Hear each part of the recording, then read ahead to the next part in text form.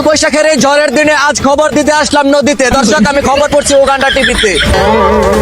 আগামীকাল ঢাকা ও রংপুর বিভাগে 360 বেগে ঘূর্ণিঝড় আসলো, বাকি 5 বিভাগে রাত 3টায় সূর্য ওঠার সম্ভাবনা রয়েছে বলে জানিয়েছেন আবহাওয়া অধিদপ্তর।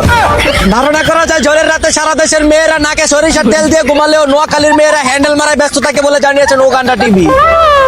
এদিকে যুবকদের কথা চিন্তা করে নতুন করে বিবাহ কার্ড এবং বেকার ভাতা দেওয়ার আশ্বাস দিয়েছেন সরকার। জানা যায় বিয়ে করতে না পেরে ছেলেরা নষ্ট হয়ে যাওয়ার কারণে বেকার ভাতা দিয়ে বিয়ে করার সুযোগ দিলে আরো বেকারত্ব বাড়িয়ে দেশকে বাঁচিয়ে দিচ্ছেন সরকার খায়রুল দেওয়ান। অন্যদিকে ঢাকা বিশ্ববিদ্যালয়ের এক শিক্ষার্থীকে কুপ্রস্তাবের অঙ্গভঙ্গি দেওয়ায় জুতার বাড়ির চুদনে মরণের পথে এক চুদনা।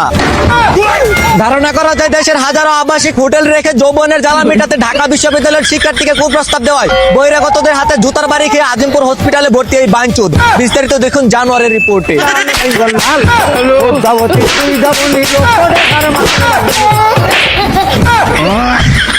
এদিকে সব কল্পনাকে অতিষ্ঠ করে লোডশেডিং এর চুদুনে অবশেষে মোমবাতি দিয়ে এসএসসি ইংলিশ সেকেন্ড পেপার পরীক্ষা দিচ্ছেন সারা বাংলাদেশের শিক্ষার্থীরা।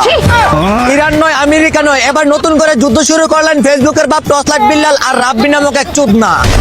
জানা যায় ফেসবুকে মানবতা দেখিয়ে সারা দেশ থেকে টাকা তুলে সাধারণ জনগণদের বোকা বানিয়ে খাচ্ছেন বিল্লাল রাব্বি নামক 2 জানোয়ারের বাচ্চা।